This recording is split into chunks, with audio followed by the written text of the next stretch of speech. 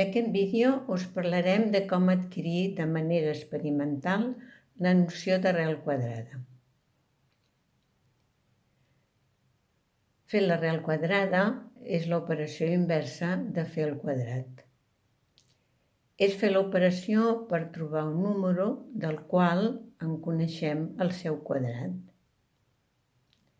També podem dir que buscar l'arrel quadrada és trobar la mida del costat d'un quadrat del qual en coneixem el valor total. L'objectiu d'aquestes activitats és la comprensió de l'operació de l'arrel quadrada, de manera que quan més endavant els nois i les noies facin l'algorisme en calculadora, tinguin clar què és el que estan fent i el que estan buscant. Per anar aprofundint en la comprensió d'aquesta operació, utilitzarem el recurs del càlcul mental i els reglets. Començarem per calcular mentalment arrels quadrades de nombres menors que 100. Es tracta de recordar la taula de multiplicar i sobretot el valor dels quadrats fins al 12. Aleshores podem establir un diàleg de preguntes i respostes dins de l'aula per a trobar la solució de les diferents arrels que se'ns plantegin. Sabem quan val l'arrel quadrada de 81? Com ho pensarem? Doncs buscant un quadrat que valgui 81. El 81 és el quadrat de 9. És evident, doncs, que l'arrel quadrada de 81 és 9.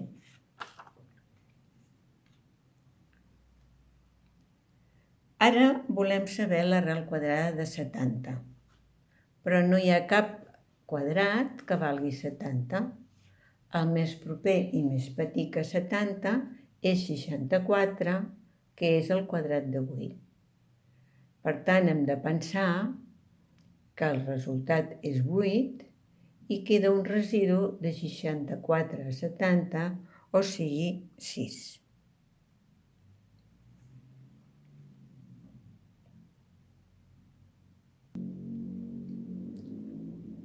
Una altra activitat és utilitzar unitats soltes per a calcular arrels quadrades de quantitats petites. Volem calcular l'arrel quadrada de 24. Agafarem 24 reglets de 1 i els posarem de manera que formin un quadrat. Començarem fent un quadrat petit i anirem afegint una fila per la dreta i una per sota.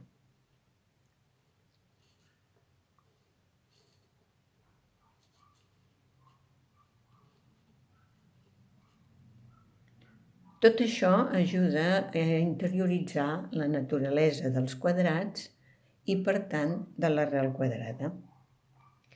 En aquest cas podem col·locar 16 unitats, tot fent un quadrat de 4 de costat i ens en sobren 8. Ara ja podem dir que l'arrel quadrada de 24 és 4 amb un residu de 8. Fixem-nos que en aquest cas el residu és més gran que el resultat de l'arrel. Això no passa amb la divisió.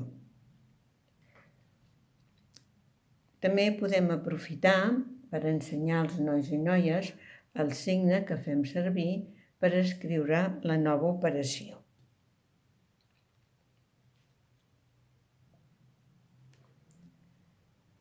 Finalment, calcularem amb reglets l'arrel quadrada de quantitats grans amb desenes i centenes. En aquest cas, volem calcular l'arrel quadrada de 229. Deixarem una centena i procurarem fer un quadrat ampliant-la per la dreta i per sota. Per això haurem de canviar una centena per desenes.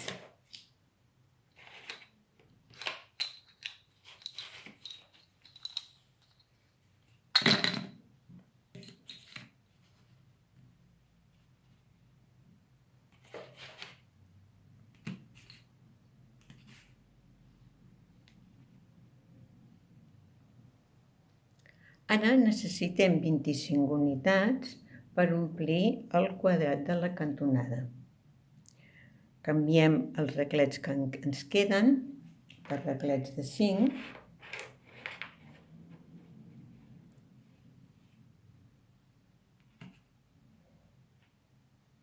i ens en sobren 4.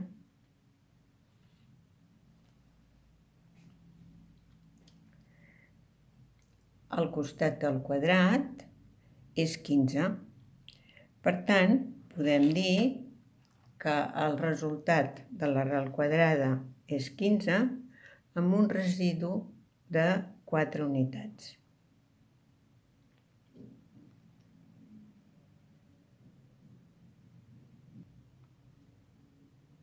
Ara volem calcular l'arrel quadrada de 184. Seguirem el procés de sempre. Procurarem construir un quadrat. Deixem la centena i l'ampliem posant-hi desenes a la dreta i a sota.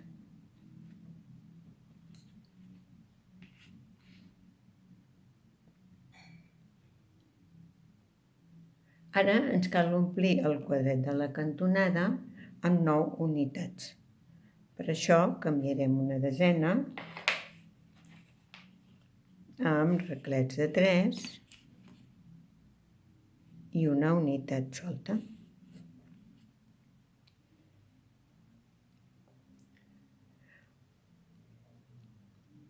Així doncs, l'arrel quadrada de 184 és 13 amb un residu de 15. Aquí se'ns torna a donar el cas de que el residu és més gran que el resultat. Pot passar això? Com pot ser que ens en sobrin? Amb el material podem constatar que això és possible.